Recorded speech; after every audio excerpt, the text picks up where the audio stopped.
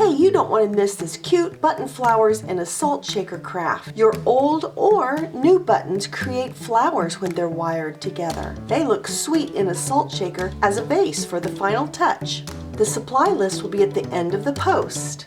This is a super simple craft. With a little bit of help, even the young ones can do this. I have a couple jars of old buttons that I have collected over the years, but you could also buy new cards of buttons or packets of buttons. This is kind of the fun step. You're going to go through your buttons and look through them and find some that kind of stack and go together. I'm going to make 3 layers of buttons that stack up.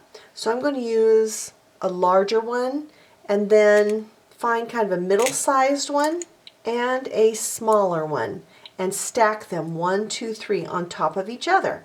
And I'm going to keep doing that until I have the number of flowers that I'd like to make. I'm going to make about 15 of the little button flowers because I have quite a number of holes in this salt shaker. I won't fill all of them up. This salt shaker has less holes, so I would probably only be doing probably 8 or 10. You could also fold your wires up and put them into a spool.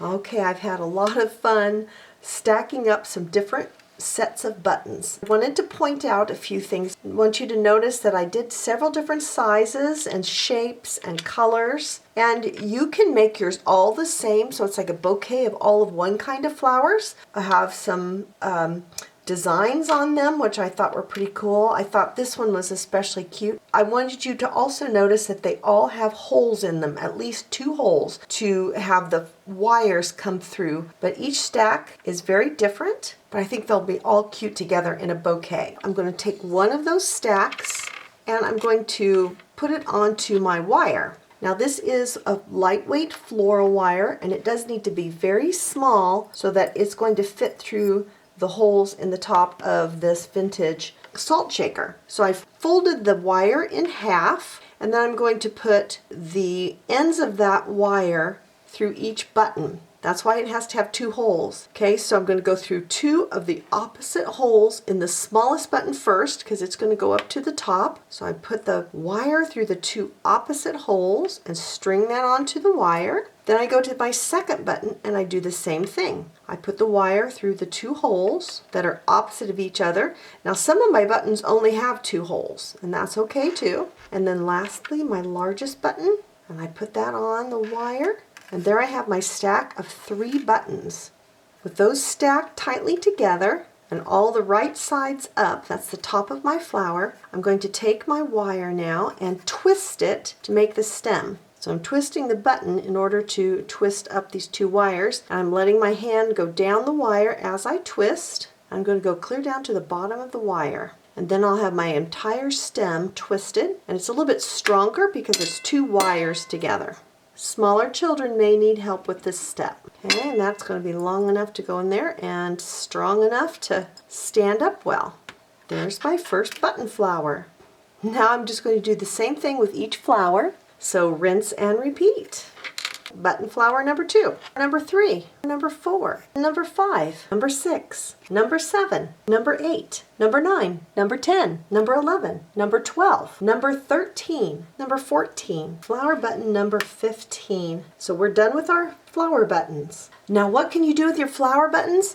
There's lots of options. I also thought about using a spool and making a little bouquet of flowers by putting the stems down through the center hole. And we would cut them off down below, and I could cover the spool with a piece of scrapbook paper or a piece of fabric. That would look really cute, don't you think? But we're going to put our button flowers into a salt shaker for our little vase. This is a vintage one that I found at a thrift store, but I also wanted to show you that I found this more modern spice container, and it was actually a salt and pepper shaker. That could be used as well. So I'm going to use some of the larger buttons and put those in the center of the arrangement, and then surround them by some smaller ones. And I want them to be different heights. I don't want them to be all the same height. So I'm going to be cutting these off. I will be using wire cutters to do that. I think it'd be kind of hard on your scissors. And I can always cut them off more. but I can't add it back on. Now I'm going to use the next larger buttons. So I'm just going to put them around in the holes on the outside of that edge and cut them slightly shorter, not a lot shorter. And again, I'm going to cut them off more later if I need to. Cut several to the same length, and then I'll cut a few more even shorter than that. Put these in the next holes around. The more stems that get in there, the more they stand up. Okay, the next one I'm going to cut off even a little shorter yet. So I get a real nice variety of heights. Arrange these last flowers in the outside holes of the vase, which is actually a salt shaker. It's very whimsical. I turn some of the faces of the buttons upwards and outwards so that you can see them from all different sides. The last thing I'm going to do is tie a ribbon around the top of the salt shaker. This is a little piece of torn fabric, and I can use that around the top, or I can use a plain piece of ribbon. This is a lightweight gauze type of ribbon. Probably would double that over and use that. I chose a light blue. It's kind of a unifying color with all the buttons. I'm not sure which one I want to use. I'm going to try them both. This is very lightweight and looks nice on this vintage salt shaker. Tie it in a bow. I did double it up since it's so lightweight. Okay, that looks very nice. Let me just look and see what this one looks like.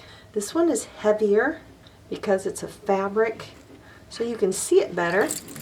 I like them both, actually.